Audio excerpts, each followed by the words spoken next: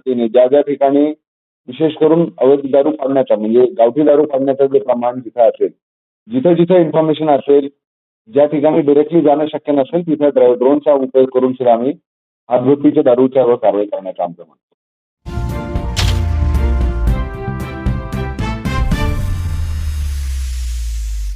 साहेब मागच्या वर्षी जवळपास फक्त हे सायबर पोलीस स्टेशन इथे किंवा पोलीस स्टेशनला वेळेवर आपण अकाउंट फ्रीज करून जवळपास 47 लाख रुपये आपण लोकांना परत केलेले आणि अजूनही 1 कोटीच्या जवळपास 1,83,00,000 जे आहे ते अकाउंट फ्रीज केले. ते फ्रीज केले म्हणजे आपण कोर्टाच्या परवानगीने ते सुद्धा परत करणार. परंतु ही जी संख्या आहे ही अजून 1 पटीने वाढू शकेल जर आपण पब्लिकचा रिस्पॉन्स जो आहे तात्काळ आपल्याला पोर्टलवर जी माहिती भरायची आहे ती भरली तर ते तात्काळ ते अकाउंट फ्रीज होऊ शकतात. 1930 आहे ना, 1930 कॉल सेंटर आहे तिथं फोन करून ही जी माहिती पडली तर आपल्याला तात्काळ तो अकाउंट फ्रीज करता येतं. मग होतं काय की अशा वेळेस लोकांचा जो काही अतोनात नुकसान झालेला असतो, आपण गुन्हे दाखल अनेक वेळेस करतो, गुन्हे दाखल होऊन आरोपी अटक होतात. परंतु या प्रकारच्या केसेसमध्ये दुर्दैवाने पैसे जे आहेत ते पटकन गायब होऊन जातात. छत्तीसगड सारख्या स्टेटमध्ये, झारखंड सारख्या स्टेटमध्ये, बिहार सारख्या स्टेटमध्ये तिकडे मल्टिपल अकाउंट्समध्ये पैसे ट्रान्झॅक्शन होऊन लगेच एक अर्धा 1 तासामध्ये सगळा पैसा अकाउंटमधून सुद्धा गायब होऊन जातो. ते जो अर्ध्या तासाचा जो काही तो गोल्डन टाइम असतो त्या ह्याच्यामध्ये जर तो फ्रीज झाला तर तेवढे पैसे आणि त्याला जास्त मग कोर्टाच्या परवानगीने आपल्याला परत करता येतो. तर ही एक प्रक्रिया आम्ही युनिफॉर्मली सगळ्या पोलीस स्टेशनमध्ये राबवणार आहोत जेणेकरून एखाद्या व्यक्तीचा सायबर गुन्हा जर झाला आणि त्याचे अकाउंट मधून अकाउंट टू अकाउंट ट्रान्सफर झाले तर ते अकाउंट मध्ये तात्काळ फ्रीज करण्यासाठी जी काही प्रक्रिया आहे, जे फॉर्म भरायचे त्याच्यासाठी जे काही लागणार आहे पॅन कार्ड, आधार कार्ड लागतं, ती सगळी चेकलिस्ट तयार करणं आणि पोलीस स्टेशनमधल्या सगळ्या अधिकारी कर्मचाऱ्यांना ट्रेन करणे जेणेकरून तो रिस्पॉन्स टाइम हा काही मिनिटाचा व्हावा आल्याबरोबर. याचा आमचा प्रयत्न चालू आहे. दुसरा CIR पोर्टल आहे ज्यामध्ये मोबाईल चोरीचे मोबाईल गहाळायचे. आता CIR पोर्टलच्या माध्यमाने गुन्हा एखादी मोबाईल गहाळ झाला, चोरीला गेला, स्नॅच झाला, त्या पोर्टलमध्ये टाकला तर तो मोबाईल आपल्याला ट्रॅक करायला तो कंटिन्युअस ट्रॅकिंगवर राहतो आणि आपल्याला तो मोबाईल ट्रॅक करण्यासाठी सुद्धा महत्व हे होते. यामध्ये सुद्धा लोकांकडूनच तो फॉर्म भरला जातो. त्याच्यासाठी त्यांना पोलीस स्टेशनला जावं लागतं. पोलीस स्टेशनमध्ये ती तक्रार नोंदवावी लागते. तक्रार नोंदवलेली जी काही तुम्हाला कॉपी मिळते ती त्याचा साईटवर अपलोड करावी लागते. एकदा ते झालं की मग तो मोबाईल कंटिन्युअस ट्रॅकिंगवर राहतो. सुदैवाने तो चोरट्यांनी जर तो मोबाईल कोणाला दिला, विकला किंवा हस्तांतरण करून त्यांनी जर सिस्टममध्ये आला की आपल्याला लगेच कळतं. त्या माध्यमाने सुद्धा आपण अनेक जवळपास मला वाटतं 750 मोबाईल 650 मोबाईल आम्ही मागच्या वर्षी परत केले होते. हे मोबाईल मिळण्याचं प्रमाण अनेक पटीने वाढू शकतो जर आपण ह्याच्यामध्ये सुद्धा तात्काळ प्रभावाने जर कारवाई केली. म्हणून ह्या 2 आमच्या हे आहेत. विशेष करून माननीय CM साहेबांनी काल जे आपल्याला माहिती असेल की 100 दिवसाचा एक आराखडा दिलेला आहे ज्यामध्ये बाकीच्या गोष्टी तर आहेत पण ईज ऑफ लिव्हिंग म्हणजे लोकांना ज्याच्यामध्ये लोकांच्या जीवनामध्ये काही बदल चांगला बदल घडू शकतो तुमच्या माध्यमाने. या अनुषंगाने प्रत्येक युनिटनी CM साहेबांनी सांगितलं की तुम्ही कोणत्या तरी 2 योजना तयार करा. तर त्या अनुषंगाने माननीय CM साहेबांच्या आदेशाने आम्ही ह्या 2 योजना आम्ही आता हे करणार जेणेकरून मला असं वाटतं की आर्थिक जो नुकसान लोकांचा होतो त्यामध्ये तात्काळ प्रभावाने जर आपण ऍक्शन घेतली तर नक्कीच लोकांना त्याचा फायदा होईल. ह्या 2 योजना आम्ही करणार आहोत. दुसरं ट्रॅफिकच्या सुद्धा कारवाया खूप मोठ्या प्रमाणात झालेल्या आहेत. जर आपण 223 आणि 224चं कंपॅरिझन केलं तर 223 मध्ये ड्रंक अँड ड्राईव्हच्या केसेस 126 होत्या ज्याची मागच्या वर्षी 285 जवळपास दुप्पटीपेक्षा जास्त झालेल्या आहेत. त्याचबरोबर वाहन परवाने रद्द जे आहेत ते सुद्धा जवळपास दुप्पट केसेस वाढवलेल्या आहेत. वाहनाचे रजिस्ट्रेशनच्या निलंबनाची कारवाई 49 वरून 68-69 झालेली आहे, 1.5 झालेली आहे. दंड जो आहे तो 223 मध्ये 4,16,00,000 होता तो 5,37,00,000 झालेला आहे. इन्स्पाइट ऑफ द फॅक्ट की 24 मध्ये नॉनस्टॉप आपण 2 इलेक्शनला सामोरे गेले आहेत. इलेक्शनचा काळ हे जवळपास 3 महिने आधी आणि 3 महिने 6 महिने आपण इलेक्शनच्या कारवायांमध्ये बाकीच्या कारवायांमध्ये बिझी असतो, परंतु तरी सुद्धा ट्रॅफिकच्या कारवाया खूप मोठ्या प्रमाणात वाढलेल्या आहेत. टोटल केसेस सुद्धा जवळपास 71,000वरून 81,000 अशी जवळपास हजारांनी वाढ झालेली आहे. त्यामुळे ट्रॅफिकच्या अनुषंगाने जो चॅलेंज आम्हाला आहे त्यामध्ये सुद्धा आता पुढचा चॅलेंज आहे आमचा. आणि एक ब्लॅक स्पॉट जे आहेत, ब्लॅक स्पॉट म्हणजे ज्या ज्या ठिकाणी मागील 3 कंटिन्युअस वर्षामध्ये 5 पेक्षा जास्त मृत्यूमुखी लोक पडतात एका ठिकाणी, तर त्याला ब्लॅक स्पॉट जाहीर केला जातो. मग त्या एकदा तो ब्लॅक स्पॉट जाहीर केला तर त्याला मग ट्रॅफिक डिपार्टमेंट, PWD, NHAI म्हणजे नॅशनल हायवे अथॉरिटी किंवा MSRDC जे सगळे एजन्सीज आहेत ते एकत्र येऊन तिथे असं काय कारण आहेत त्या ऍक्सिडेंटचे त्याच्यावर कारण मीमांसा होते आणि मग त्याच्यावरून रेमेडियल मेजर्स घेतले जातात. तो ब्लॅक स्पॉट अनालिसिस आमचा या वर्षीचा झालेला आहे आणि त्या अनुषंगाने आम्ही आता त्या कारवाई करणार आहोत. मला खात्री आहे की पुढच्या वर्षी जेव्हा आपण भेटू यावेळेस त्यावेळेस जी फॅटॅलिटी आहे म्हणजे मृत्युमुखी पावलेल्या लोकांची संख्या ऍक्सिडेंट्समुळे ती सुद्धा कमी झालेली असेल आणि ब्लॅक स्पॉटची संख्या सुद्धा कमी झाली असेल. हा एक आमचा फ्युचरचा प्लॅन आहे. महिलांच्या बाबतीत सुद्धा संवेदनशील रीतीने आम्ही कार्यवाही केलेली आहे आणि आपल्याकडे जे कौटुंबिक कलहातून जे काही प्रकार निर्माण होतात तेव्हा AST म्हणजे अँटी ह्युमन ट्रॅफिक किंवा महिला सहाय्यक कक्ष आहे त्यांच्या मदतीने आम्ही जवळपास 180 महिलांचे संसार जे आहेत ते तुटण्यापासून किंवा त्यांना पूर्वत करण्याचा प्रयत्न झालेला आहे आणि त्याच्यात आम्ही सक्सेसफुल झालेलो आहोत. त्याचबरोबर अनैतिक मानवी वाहतूक प्रतिबंधक कक्षाचे जे आमचे अधिकारी कर्मचारी आहेत त्यांनी जवळपास 11 कुंटनखान्यावर म्हणजे पिठाचे 11 केसेस करून 31 पीडितांना आम्ही त्यांची सुटका केलेली आहे. त्यामध्ये जे आरोपी आहेत त्यांना 3, 4 आणि 5 AST कायद्यान्वये आम्ही त्यांच्यावर कारवाई करण्यात आलेली आहे. तसेच दामिनी पथक सुद्धा अतिशय चांगल्या प्रकारे त्यांनी कार्यरत या दरम्यान कार्यरत होते आणि जवळपास 69 लोकांवर रोड रोमिओ ज्याला आपण म्हणतो रोड रोमिओवर आम्ही कारवाई केलेली आहे. डायल 112 एक आपल्याला माहिती असेल यंत्रणा आहे. डायल 112 ची जी कारवाई आहे जी आपण आधी 100 नंबर होतो तो आता डायल 112 झालेला आहे. त्यामध्ये सुद्धा मला अतिशय आनंदाने आपल्याला सांगावं असं वाटतं की मागील 3 ते 4 महिन्यापासून आम्ही सतत महाराष्ट्रामध्ये दुसऱ्या किंवा तिसऱ्या स्थानावर आहोत आणि आपला ओव्हरऑल जो टायमिंग आहे सरासरी ह्या 5 मिनिटं 32 सेकंद आहे, which is good, which is absolutely. म्हणजे विशेष करून तेव्हा जेव्हा औरंगाबादची जी परीक्षा जो जिल्हा आहे त्याची जॉग्राफिकल एरिया खूप मोठा आहे. नंबर 1. नंबर 2, रस्ते आतले इंटिरियर रस्ते खराब आहेत. ते असताना सुद्धा तुम्ही याचा अर्थ असा आहे की 2 नंबरवर आहे म्हणजे आमच्यावर बहुतांश वेळेस मीरा भाईंदर कमिशनरेट आहे. मीरा भाईंदरचा कमिशनरेट शेवटी त्यांच्याकडे गाड्या जास्त असतात, एरिया खूप कमी असतो. त्या मानाने जर आमचं टायमिंग चांगला आहे तर that is a big achievement असं मला वाटतं.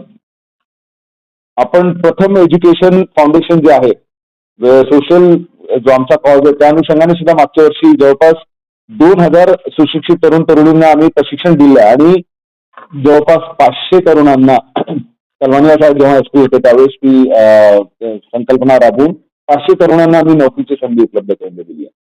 या वर्षी सुद्धा आम्ही जी प्रथम एज्युकेशनल फाउंडेशन आहे इन्स्टिट्यूट आहे आमचा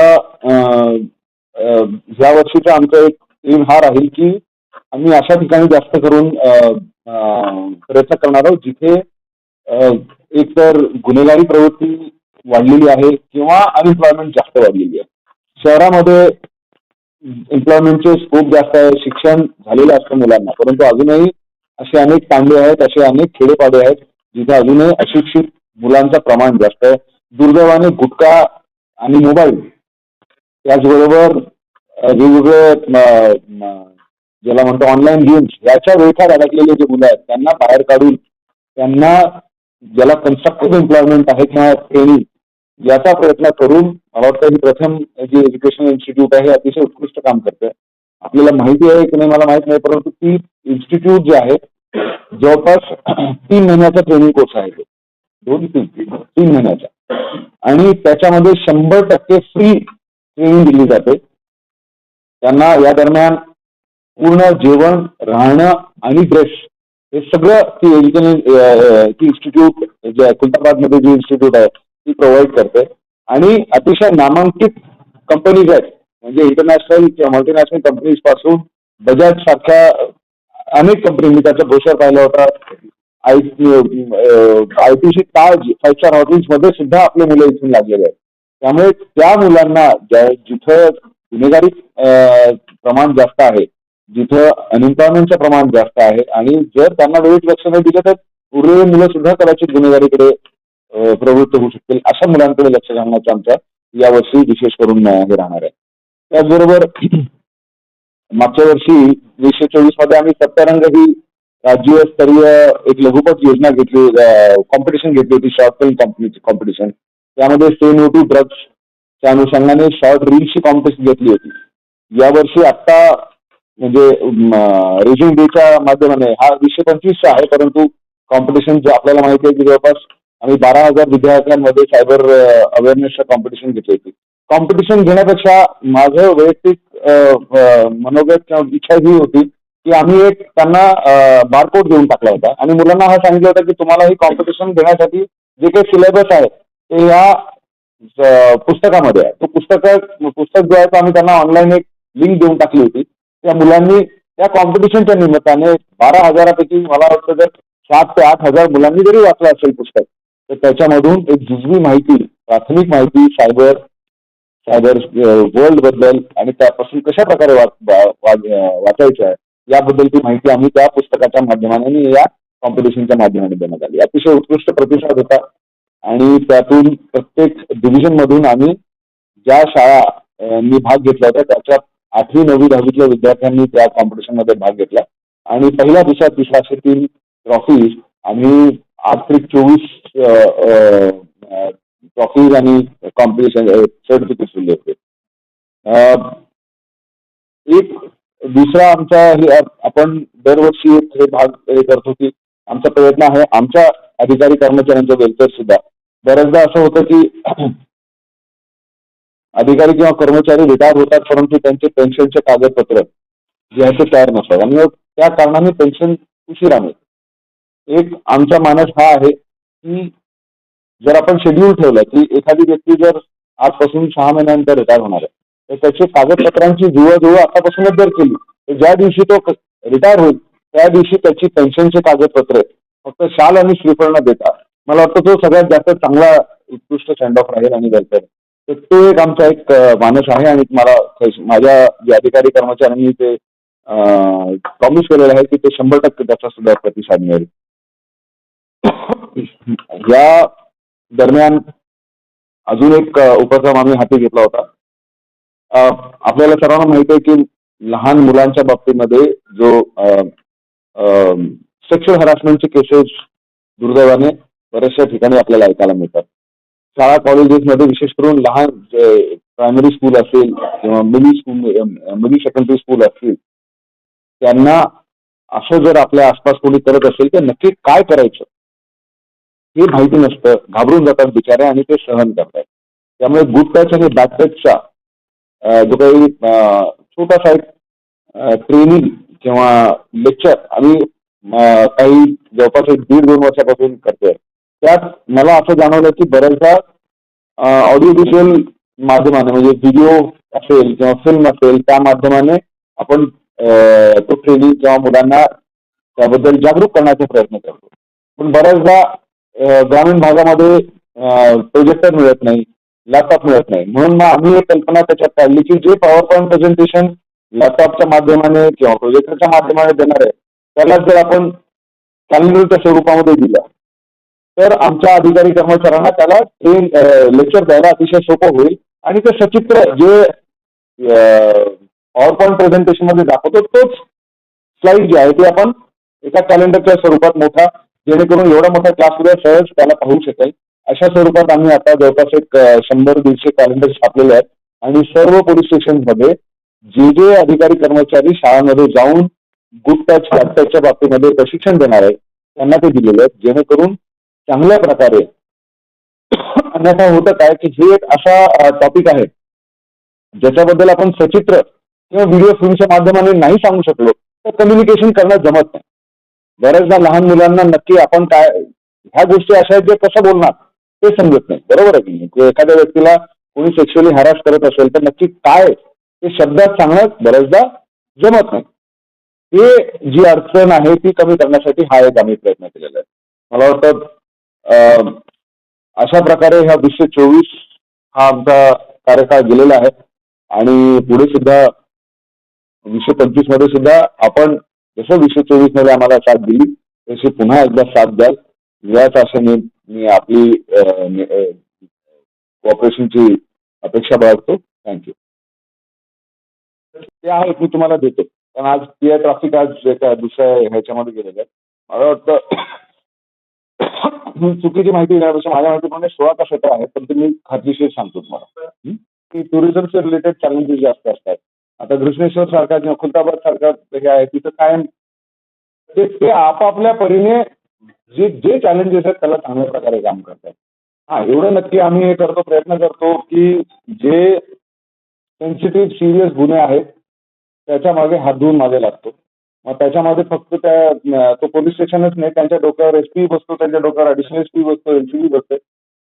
प्रयत्न हा राहतो की पोलीस स्टेशन कोणताही ज्यामध्ये लोकांच्या ज्याला म्हणतो आपण इंटरेस्ट असेल किंवा सेन्सेशनल कोणती एखादी घटना असेल त्यामध्ये कोणीही मागे राहणार नाही याची खात्री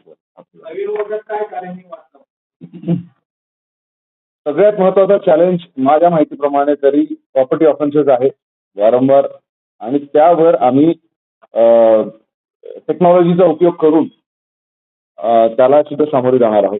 आमच्याकडे ऑलरेडी एक ई-विट सिस्टम ही यंत्रणा आहे ज्यामध्ये जे अधिकारी कर्मचाऱ्यांची जे पेट्रोलिंग आहे त्याला मोबाईलच्या माध्यमाने ट्रॅकिंग करून सगळ्या जे पेट्रोलिंग आहे ती व्यवस्थित चालू आहे की नाही ते पाहते आणि त्याच्यामध्ये अजून काही फीचर्स ऍड करून क्रिमिनलवर ट्रॅकिंग करण्यासाठी त्याचबरोबर ज्या ज्या ठिकाणी गुन्हे जास्त घडत आहेत विशेष करून घरफोडीचे गुन्हे असतील मोबाईल किंवा चोरीचे इतर प्रकारच्या चोरीचे गुन्हे आहेत त्यांना आपण हे करून मार्क करून त्याच्याप्रमाणे मग नंतर ई-विटची पेट्रोलिंग सुद्धा डिसाईड हे करणार आहेत. तर मला वाटतं की प्रॉपर्टी ऑफेन्सेस हा सगळ्यात मोठा चॅलेंज आम्हाला आहे. त्याच्यात हा चोरीपासून अवजार चोरीपासून जनावर चोरीपासून सर्व येतात. मोस्टली आपल्याकडे जो हेड आहे जास्त देशामध्ये चोरी होतात तो चोरीचा आहे. परंतु त्यातलं डिटेक्शनचं प्रमाण तेवढं चांगलं नाहीये पण डिटेक्शन होत आहे असं हे नाहीये. मोस्टली जे दुसरी चोरीचं जे हे आलेलं आहे म्हणजे तो जो विषय होतोय त्याच्यामध्ये जे चोर आहेत चोरणारे जे लोक आहेत त्यांनी त्या प्रॉपर्टीज आहेत चोरलेली प्रॉपर्टी आहे ती दुसऱ्या जिल्ह्यांमध्ये बहुतांश येत आहे. आता आपल्याला माहिती असेल की मध्ये आता MIDC सिडको पोलीस शहरातला पोलीस त्यांनी एक 2 ते 3 मोटरसायकल पकडले आणि त्यांनी आमच्या हद्दीमध्ये जे चोऱ्या तिकडे झाल्या होत्या तिथे मालमत्ता चोरल्या गेली होती म्हणजे सिटी होती ते आमच्या हद्दीत चोरल्या गेली. सिटी आणि ग्रामीण असं दोन्हीचं कॉर्डिनेशन करून आपण ते करतोय. काही आमच्याकडे ज्या स्वस्त झालेल्या गाड्या होत्या त्या सिटीतल्या होत्या काही त्यांच्याकडच्या होत्या त्या आम्ही त्यांना रिप्लेस केल्या. असं ते चोराला काय हे नसते म्हणजे प्रॉपर्टी ऑफेन्सेसच्या बाबतीमध्ये पर्सेंटेज तुम्ही ज्याला आपण म्हणतो मर्डर किंवा दरोडे ह्याच्याशी कंपॅरिझन ह्याच्यासाठी करू शकत नाही. मर्डर किंवा जे महत्वाचे सेन्सेशनल गुन्हे असतात त्यामध्ये बॅकग्राऊंड असते तुम्हाला एक लिंक असते. आपण बरेचदा आपण अनआयडेंटिफाईड डेड बॉडी जरी असेल उदाहरणार्थ कालची डेड बॉडी ही अनआयडेंटिफाईड डेड बॉडी एकदा ती आयडेंटिफाय झाली की तुम्हाला लिंक ऑटोमॅटिकली असते कारण त्याच्यावर हल्ला करणारा व्यक्ती जो आहे त्याच्या ओळखीचा आहे गृहीत धरून. पण प्रॉपर्टी ऑफेन्सेस हा एक डार्क स्पेस असतो बरोबर आहे. त्याच्यामध्ये आपण आता जे काही डिटेक्ट करतो ते कशाच्या आधारे करतो आपला जो काही जुना रेकॉर्ड आहे माहितीचे जे गुन्हेगार असतील सुदैवाने काही काळ होता जेव्हा मोबाईलच्या मदतीने गुन्हे डिटेक्ट व्हायचे पण आता सगळ्यांनाही कळायला लागले की मोबाईल सुद्धा वापरायचा नाही. तो चॅलेंजेस हे चॅलेंजेस प्रॉपर्टी ऑफेन्सेसच्या बाबतीत इनहेरंटली राहणार आहेत. तो मी जसं सांगितलं की मला कोणीतरी विचारलं की पुढचा चॅलेंज काय आहे तो मला असं वाटतं की इथं डिटेक्शन हा चॅलेंज जिथे कमी असल्यामुळे प्रिव्हेन्शन हा सगळ्यात मोठा असतो आणि म्हणून आमचा महत्वाचा ह्या पुढच्या वर्षीचा जो मेन हे राहणार आहे क्राईम प्रिव्हेन्शन कशा प्रकारे करण्यात येईल त्याच्या अनुषंगाने करा. त्याच्यामध्ये वेबसाईट नॉर्मली शहर पोलीस किंवा इतर पोलीस काय सांगतात की ही वेबसाईट आहे तुम्ही त्याच्या लॉगिन करा तुमचे कंप्लेंट बेस करा की आमचे पोलीस आमचे कर्मचारी कंप्लेंट बेस करण्यास मदत करते. स्पेसिफिक कर्मचारी तिथं आम्ही कर्मचारी एक ट्रेन करून कर्मचारी आणि एक अधिकारी नेमणार प्रत्येक ठिकाणी. प्रत्येक पोलीस नाही नाही नका. नॉर्मली आपल्या तक्रारला सुद्धा तक्रारीची जी ग्रॅव्हिटी आहे समजा जास्त मोठी तक्रार असेल सायबरची रिलेटेड तो डायरेक्टली सुद्धा आपल्याकडे येतो आपण इथे रजिस्टर करून घेतो सायबर पोलीस स्टेशनला रजिस्टर करतो. अदरवाईज सरांनी जसं सांगितलं त्याप्रमाणे तिथे त्यांना ते आपण काही जे ट्रेंड आपल्याकडे जे काही लोक आहेत सायबर त्यांना हे करतात किंवा अधिकारी आहेत त्यांना सांगून आपण तिथे त्यांच्या मार्फतीने सुद्धा करतो. आता जसं की आपण परवानग्या ऑनलाईन परवानग्या जसं आपण फॅसिलिटेट केल्या होत्या मध्ये की कुठल्या पण मिरवणुकीची परवानगी किंवा बाकी इतर काही ज्या गोष्टी आहेत त्या फॅसिलिटेट केल्या होत्या तसं हे फॅसिलिटेट आपण करूया हे करणारच हे करतो इम्पॅक्ट आपण. आणि सायबरच्या बाबतीमध्ये आता लोक एवढे अवेअरनेस झालेले आहे लोकांचा NCCR पोर्टलला जवळपास आपल्याकडे आताच्या कंडिशनला जवळपास एक 900 ते 1000 हे आलेलो झालेले आहेत त्यापैकी आपण 600 अर्ज रिझॉल्व्ह केलेले आहेत. आणि मुख्य म्हणजे NCCR पोर्टल आमचा उद्देश हा आहे त्या माध्यमाने अकाउंट फ्रीज करणे तो महत्वाचा आहे. इन्व्हेस्टिगेशन पार्ट हा नंतर आयदर सायबर सेल किंवा पोलीस स्टेशन आपल्या हातीत करू शकतो परंतु महत्वाचं त्यावेळेस पुन्हा मी सांगितलं की गुन्हा एखादी दाखल होतो. बऱ्याचदा असं होतं की आरोपी पकडले जातात परंतु गुन्ह्याची मुद्देमालाची रिकव्हरी नगण्य असते त्यावेळेस त्या तो जो कंप्लेंटने आला त्याचा काही बरोबर आहे ना. म्हणून इथे विशेष करून सायबर फ्रॉडमध्ये आपला प्रयत्न हा राहणार आहे की जे अकाउंट फ्रीज करण्याची प्रक्रिया आहे ती सुलभ व्हावी आणि तत्पर व्हावी. करेक्ट.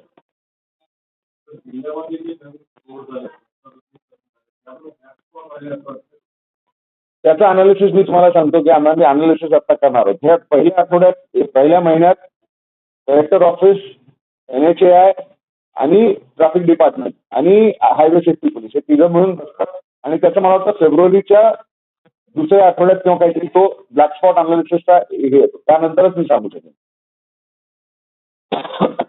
पण माझा अंदाज असा आहे की हे चॅलेंजेस असतात. बेसिकली तुम्ही अनालाइज करूनच त्याच्यावर मग प्रिव्हेंटिव्ह मेजर्स घेतले. आता उदाहरणार्थ आम्ही काही ठिकाणी फक्त ऍक्सिडेंट झाले त्यानंतर तिथे रबलर स्ट्रिप्स लावणे. रबलर स्ट्रिप्स म्हणजे छोटे स्पीड ब्रेकर असतात ते प्लास्टिकचे ते किंवा फक्त ब्लिंकर्स लावणे याने सुद्धा बरेचसे अपघात टळू शकतात. त्यामुळे ते बेसिक ज्या गोष्टी आहेत ज्या ठिकाणी मोठा स्पीड ब्रेकर कुठं लावतो जेव्हा एखादी जसा हायवेला जॉईनिंग जो छोटा रस्ता असतो फीडर रोड आहे ते अचानकपणे गाड्या येऊ नये म्हणून तिथं मोठे स्पीड ब्रेकर लावतात. परंतु हायवेवर तुम्हाला रबलर स्ट्रिप्स लावावं लागतात. तुम्ही हायवेवर मोठे स्पीड ब्रेकर लावू शकत नाही. या सगळ्या जे ऍक्सिडेंटचं अनालिसिस करून मग नंतर आपल्याला तिथं काय करायचं ते शेवटी इम्प्लिमेंटिंग एजन्सी आयदर PWD किंवा NHAI राहणार आहे. ते आम्ही नाही करू शकत कारण त्याचं फायनान्शियल हे आमच्याकडे नाही. बट त्याच्या मागे लागून आणि त्याचा पाठपुरावा पण आमचं काम.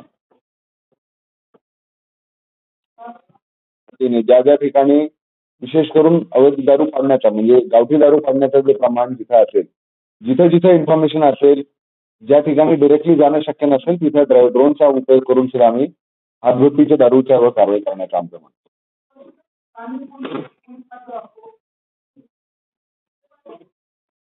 त्याचं काम आहे सांगणं आणि आमचंही काम करतो काय हा प्रश्न नाही आहे. मग तसं पोलीसही काय करताय असं म्हणतो.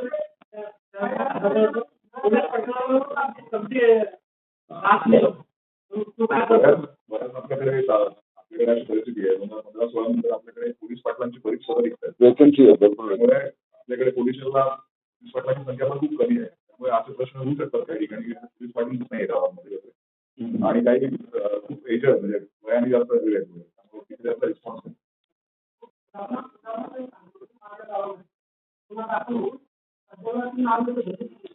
मग तसं जर उदाहरण असेल तर तुम्ही माझ्याकडे आत्ता लगेच तारीख हे द्या त्याच्यावर कारवाई होऊन जाईल. आपल्याकडे आता जवळपास पुढच्या वर्षी भरतीच्या अनुषंगाने 47 पोस्टची वेकेन्सी आहे. परंतु जर आपण ही जी गणना आहे ती आजपासून 10 वर्षापूर्वी 15 वर्षापूर्वीची आहे. So that is a policy decision जे त्याच्याबद्दल मी काही भाष्य करू शकत नाही. आमच्याकडून प्रस्ताव ऑलरेडी नवा पोलीस स्टेशन लासूर पोलीस स्टेशनचा गेलेला आहे.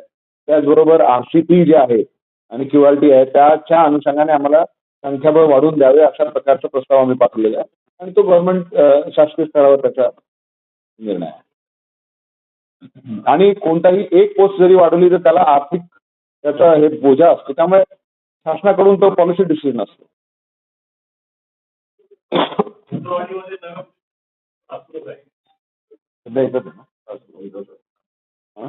वैजापूर गाव वैजापूर प्रस्ताव.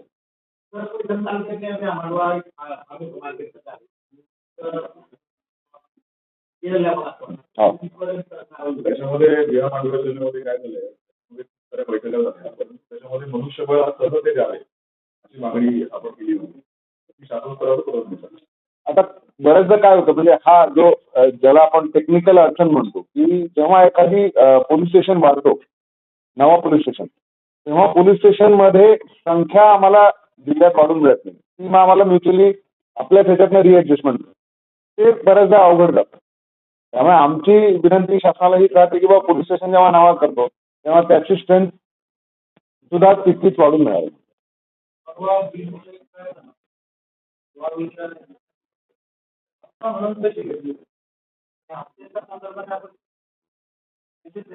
शंभर टक्के मेसेज ऑलरेडी गेलेला आहे आणि त्याच्यावर त्या कर्मचाऱ्याला ऑलरेडी सस्पेंड करण्यात आलेला आहे. त्याच्यावर यथोचित कारवाई तर होणारच आहे. परंतु दुर्दैवाने मागील 6-7 महिन्यात कोणताही प्रकार घडला नव्हता आणि यापुढे असे कोणतेही प्रकार घडणार नाही याची आम्ही 100% खबरदारी. कोणीही अशा प्रकारच्या कामामध्ये इन्व्हॉल्व्ह होणार नाही याची यथोचित किंवा योग्य प्रकारे कम्युनिकेशन सर्व अधिकारी कर्मचाऱ्यांना देण्यात. वाळू माफियांना कारवाई का होत नाही? घडलंय त्यांचे वाहन रस्त्यावर असतात. ट्रॅफिक पोलिसांसमोर ट्रॅफिक, रेव्हेन्यू आणि RTO तिघं मिळून आम्ही करणार आहोत.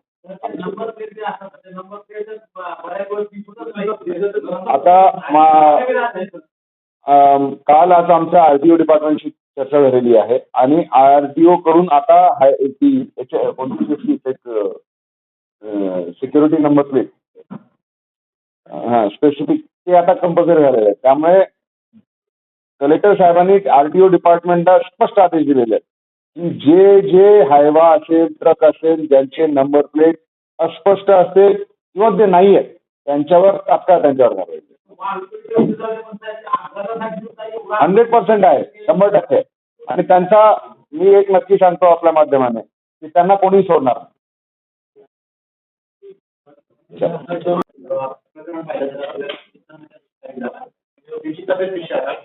त्याला काही झालेलं नाही. त्याला फक्त त्याला काही मारण वगैरे झालेलं नाही, काही नाही आहे. त्याची तब्येत एकदम तो कंटाळीत आहे.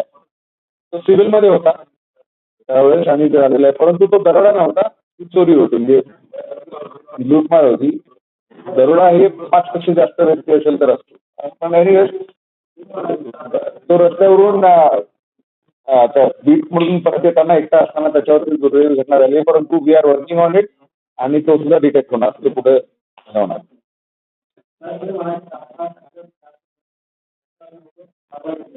कशाची बाबतीत नाही का हे बघा पुन्हा सांगतो असं शब्द नका टाकू पाहिजे. तात्काळ तक्रार आणि कारवाई ते गुन्ह्यावर डिपेंड करतं.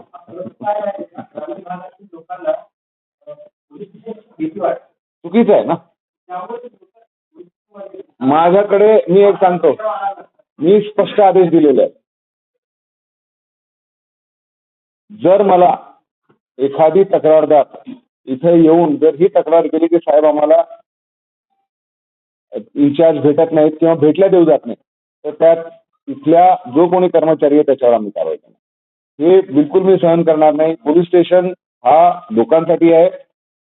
जर या जिल्ह्याचा पोलीस अधीक्षक आणि ऍडिशनल एसपी हे जर सगळ्या तक्रारदारांना किंवा कोणालाही कोणत्याही वेळेला भेटतात तर त्यांना तो दुसरी गोष्ट, मला बऱ्याचदा हे असतं की पोलीस स्टेशन इन्चार्ज हा कायम फिरतीवर असतो, बरोबर आहे.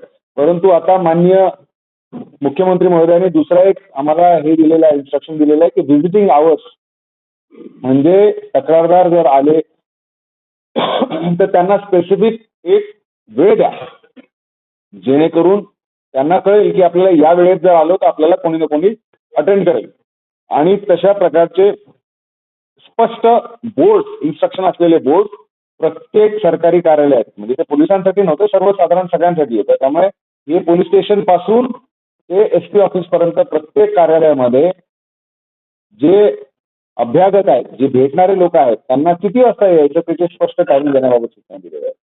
दुसरी गोष्ट, पोलीस स्टेशनचं वातावरण चेंज करून जितकं जास्त पब्लिक फ्रेंडली असेल त्याचा प्रयत्न आमच्या कटाक्षाने राहणार आहे या पोलीस